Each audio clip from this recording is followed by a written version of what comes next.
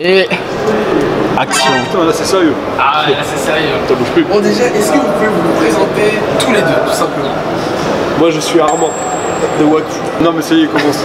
On va pas y arriver. Il va falloir faire du montage les gars. Hein. Et t'es sûr que tu voulais que ça dure 10 minutes? 10 minutes c'est mort. Moi c'est Malek, réalisateur, youtubeur. Et moi c'est Anthony Roux, Tot.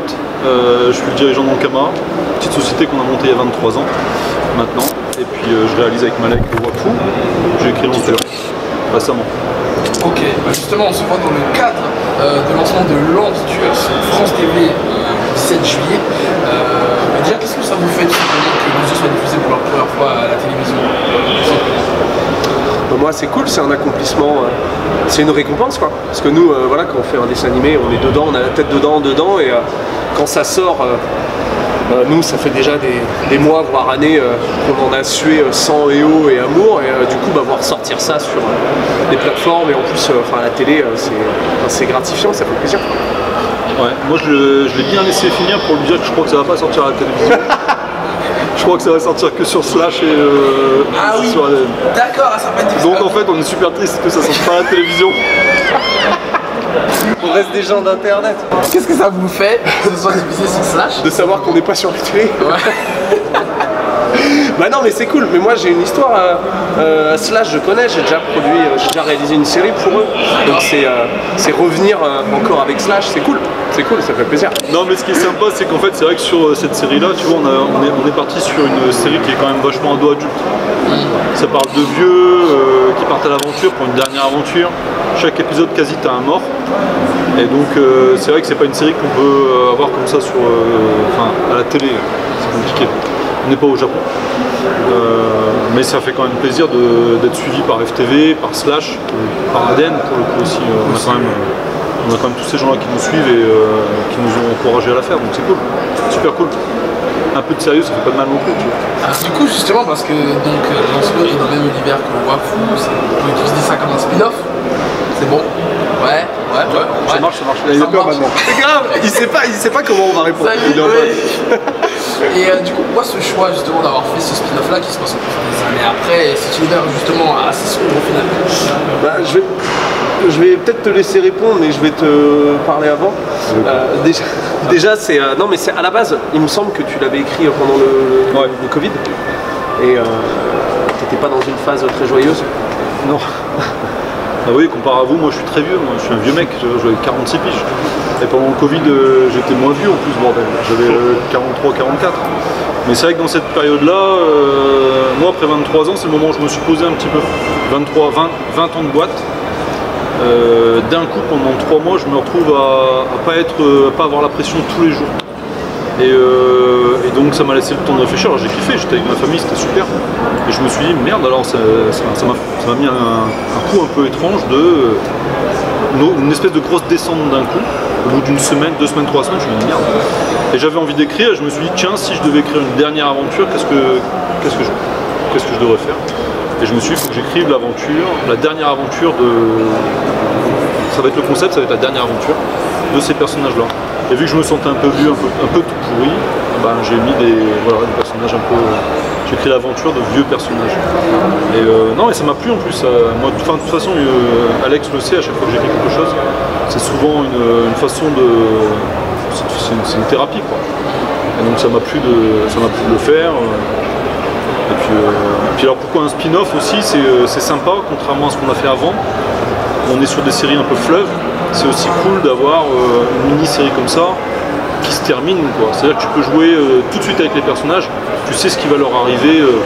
À l'épisode 5, 6, tu peux les tuer, tu peux leur... voilà.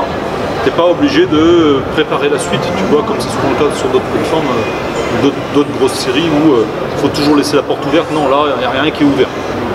C'est fini, c'est fini. Ça, c'était quand même assez sympa aussi à écrire. C'est vrai que nous, à partir de l'écriture, qui était quand même déjà un peu plus noire, elle était sanglante. Ça a été sanglante. Nous, ça a été aussi l'occasion de partir dans quelque chose de plus réaliste, de plus dramatique.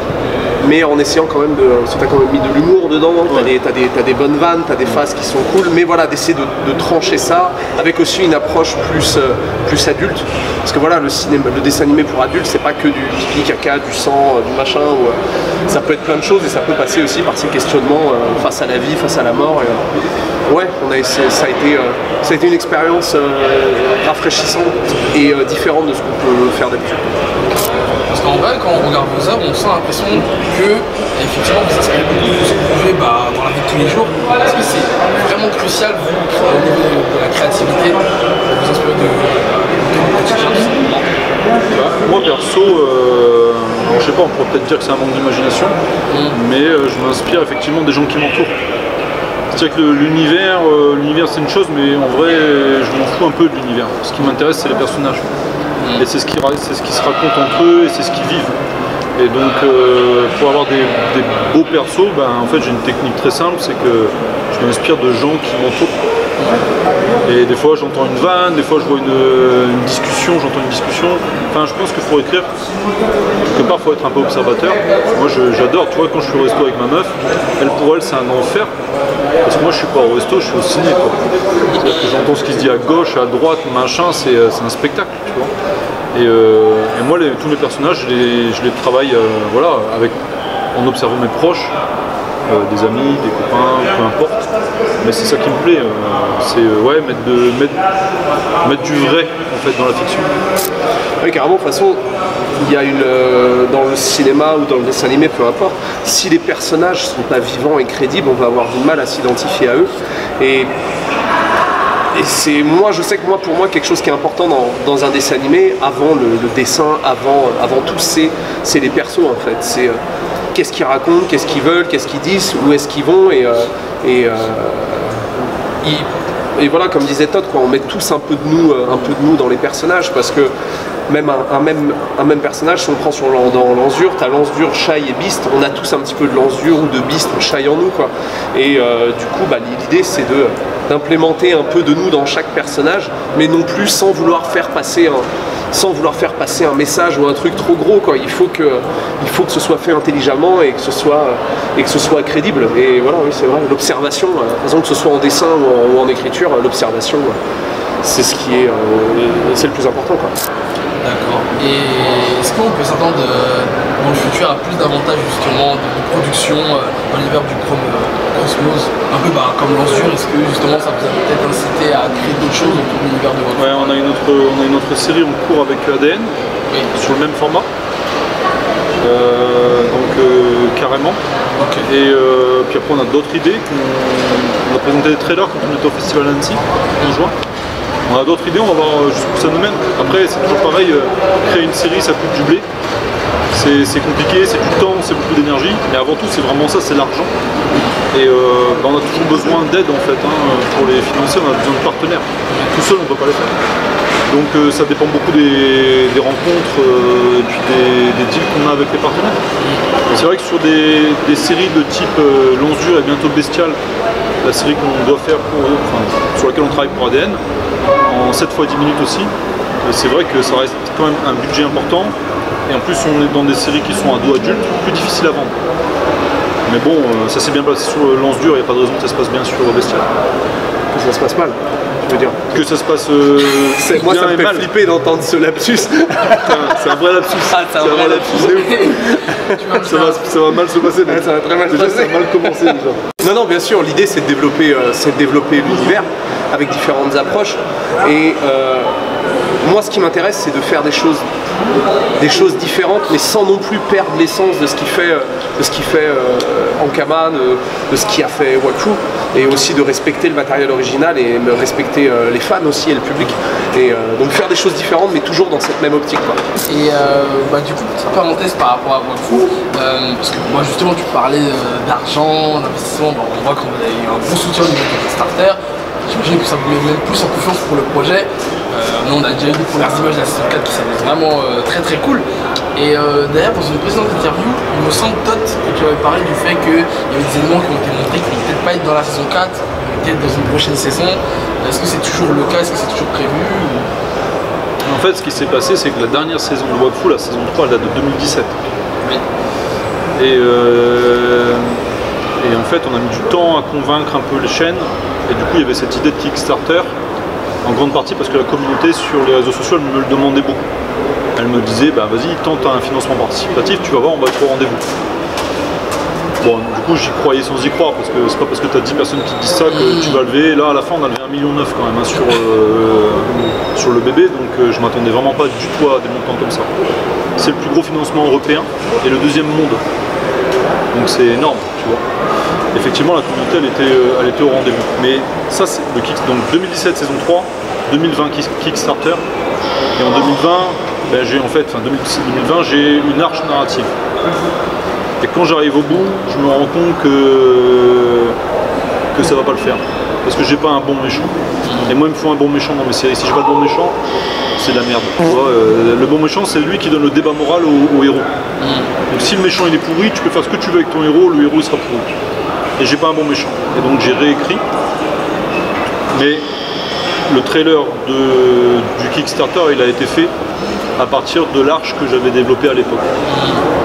Et donc tout ce qu'il y a dans le Kickstarter, une grosse partie qu'il y a dans le Kickstarter, enfin en tout cas dans le trailer du Kickstarter, effectivement ça ne va pas se retrouver dans la saison 4 parce que j'ai tout changé, comme un gros débile. Mais il fallait le faire. Est-ce que tu te sens comme un perfectionniste, même vous tous les deux d'ailleurs? Est-ce que vous êtes assez dur avec vous-même? Est-ce que vous vous sentez perfectionniste en vérité ou ça va? Moi, moi perso, je me considère pas comme perfectionniste, je me considère comme génie. J'ai pas besoin d'être perfectionniste, le premier geste c'est V1VF, c'est parfait. Non, d'être exigeant, ouais, exigeant par rapport au matériel et à ce qu'on propose au public. Après tout à l'heure c'est pareil, on parlait de proposer des choses différentes, mais toujours dans l'univers. Je pense aussi au spécial qu'on a fait, qui est le spécial de Wakfu au repos. C'est du Wakfu, mais ça c'est pareil, je pense que c'est pas vraiment... C'est dans un autre style. C'est dans un autre style, ouais. Je pense que les gens ils vont prendre une claque aussi. Ouais. Et Wakfu saison 4... c'est ce qu'on a fait de mieux, c'est la saison 4 de Wakfu. Honnêtement, moi je trouve que de toutes les saisons de Wakfu, c'est ce qu'on a fait de mieux.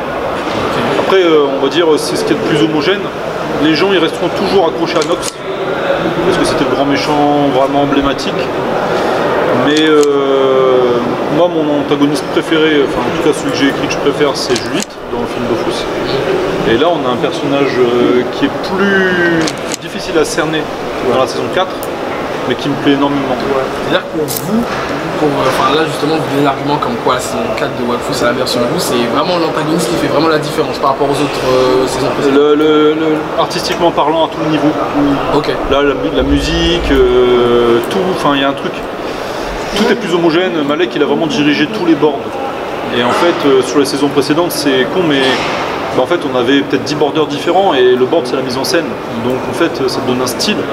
Tu as des épisodes qui sont un peu, même si tu as un chef board, tu as des épisodes qui varient un peu. Et là on est vraiment sur quelque chose qui... Bon après je veux pas trop non plus, ça sert à rien de teaser. Moi c'est mon sentiment, et le dernier sentiment comme ça que j'ai eu c'était sur la saison 3 et je me suis fracassé. Donc en fait la différence avec entre la saison 4 et la saison 3 c'est que dans la saison 3 les méchants, moi je mettais beaucoup de moi. Parce que je suis un vrai méchant. Et donc je mettais beaucoup de moi et sur la saison 4 j'ai plus parlé de situations qui se déroulent dans le monde. Il y a des reflets de ça en fait, de certaines situations dans la saison. Et du coup ça parle un peu. C'est tout con hein, tu vois, mais par exemple dans ce qu'on a fait avec le repos, ils ont des masques maintenant. Il y a beaucoup de personnages qui ont des masques post-Covid. Des personnages qui avaient les masques qui se rabattaient comme ça, bon bah dans notre univers ça n'existait pas. Enfin pré-Covid pardon, post-Covid maintenant, ils ont des masques et ça passe nickel, t'as l'impression qu'on a vu ça toute notre vie quoi. Ouais. Donc il y a plein de détails comme ça et j'espère qu'en fait les fans ils vont faire le... Enfin j'espère, je suis sûr parce qu'ils sont intelligents, ils vont ressentir plein de choses avec cette saison. Non ouais c'est ça, parce que dans la saison 4 on a beaucoup de personnages, on a des personnages secondaires et des intrigues qui sont fortes. Et aussi surtout on a une espèce de jeu, un peu de jeu de dupe, un peu à la Cluedo qui tient un petit peu en... Rien dire, Mais si, parce qu'à la fin Hugo il tombe dans un trou et il meurt. Ah merde, fallait pas le dire ça. Et on sait pas qui le pousse. Si c'est Ah, d'accord, bon, je dis C'est plus rien. l'ouverture de la saison 4, il tombe, il meurt, et pendant toute la saison, on cherche. On le cherche, trouver Hugo, quoi. Ça serait génial. Ah, ça serait super. On aurait dû faire ça. On réécrit tout. C'est parti. Voilà. Non, mais il y a des vrais enjeux et c'est vrai qu'au niveau de la mise en scène, moi j'ai essayé de faire quelque chose je dirais pas de moderne, mais moi j'ai travaillé au Japon pendant 10 ans, j'ai regardé beaucoup d'animés, c'est vraiment ma culture, quoi. J'ai appris à bosser J'ai regardé beaucoup de porno aussi. Comment ça, mon ref? Vous le gardez au montage, ça, bien sûr. Mais japonais. Ouais, je me souviens de tout ce que tu m'as raconté, t'as pas regardé que de l'animé. Hein. Non, j'en avais marre. Et c'est vrai que moi, ça m'a beaucoup nourri aussi pour mettre en scène cette saison. Et j'espère avoir apporté quelque chose que ceux avec quoi les gens ont grandi, c'est-à-dire My Hero Academia, One Piece, Dragon Ball. Enfin, j'ai vraiment cette Japanime que j'ai digérée, j'ai essayé de la mettre dedans. Voilà, on a eu aussi des super animateurs qui ont bossé au Japon sur One Piece, sur plein de trucs qui sont arrivés. On a je sais pas si on peut le dire, Shanxi qui est un animateur de légende, qui a fait Boruto, qui a fait Sasuke contre Naruto, qui a animé une séquence dans Wakfu. Enfin, on a vraiment, ouais, je pense qu'on a appuyé autant à l'écriture qu'à la mise en scène, qu'à l'anime, qu'à la couleur, enfin au compo, toutes les étapes. Je pense qu'on a appuyé sur les bons boutons à chaque fois pour que ça tape dans ce que les gens veulent et ce que les gens attendent et ce que les gens sont habitués avec leur œil, quoi. Et je pense qu'on a pressé les bons boutons, quoi. Puis bah, après on verra bien, hein, si ça. Moi je pense que ça va plaire. Et comment vous voyez-vous là, sur la durée, tout ce qui est là? Est-ce que si vous pouvez faire 10 saisons, vous ferez 10 saisons? Vous avez déjà un nombre de fils à maintenant, faut qu'on s'arrête. Non, on est là, c'est la saison finale sur Wakfu. Saison 4, c'est saison finale. Et ce qu'on est en train de développer, c'est la suite. Mais un peu à l'image de, si tu veux, un peu à l'image de Boruto. Ça se passe quelques années après et tous les héros, tous les personnages ne sont plus là. Il s'est passé quelque chose. Bon, les fans, ils ont vu des trailers, des trucs, des machins. Ils ont déjà des. Ben, juste avant, tu vois, quand t'es venu chercher, là, on était avec 3 personnes qui étaient à fond et qui étaient déjà en train de déceler des trucs dans les jeux, dans les trailers qu'on a montrés et qui étaient pas mal sur les bonnes pistes. Et comment vous accueillez ça quand il y a des fans qui font des théories comme ça, ils sont dans le jeu? Mais en fait, ce qu'il faut comprendre, c'est que moi, je fais que lire les forums, ce qu'ils racontent, je fais mes cours, je me dis tiens, c'est une bonne et j'écris en fonction des trucs, tu vois, comme ça tout le monde est content. Grave. Et moi du coup quand il écrit une scène, je regarde, je fais ah ça, je vais voir One Piece, je fais ah tiens ça c'est pas mal. Et je colle les scènes de One Piece et je mets la tête de Hugo, la tête de Tristepin et ça marche bien, quoi. non mais c'est trop bien les théories du complot, c'est génial. C'était là et tu fais mais tellement pas, puis après tu fais qui a fuité le script? Qui a fuité? Il y en a qui sont bons. Hein. Ouais, bah ils connaissent bien. Ils connaissent bien de ouf. Ah ouais. L'univers est solide et il y a quelque chose à raconter, quoi. Ouais, grave. C'est important. Bah, je crois que c'est bon, j'ai fini de cuisiner. Est-ce que vous avez un dernier mot à ajouter peut-être? Rendez-vous sur /TV pour Lance Dur. Ça va être noir. Et ça va être sanglant. Non, moi j'en profite aussi pour remercier à fond la communauté. À fond la communauté pour le soutien, depuis toujours, hein, parce qu'après 23 ans dans Kama, on a encore beaucoup de joueurs, beaucoup de fans, et ça c'est un vrai kiff. Hein. Et puis les partenaires qui nous soutiennent aussi à fond, tu vois, depuis des années. Donc un grand merci, parce que sans eux on ferait rien. Donc voilà, c'est simple que ça. On reste des gens d'internet.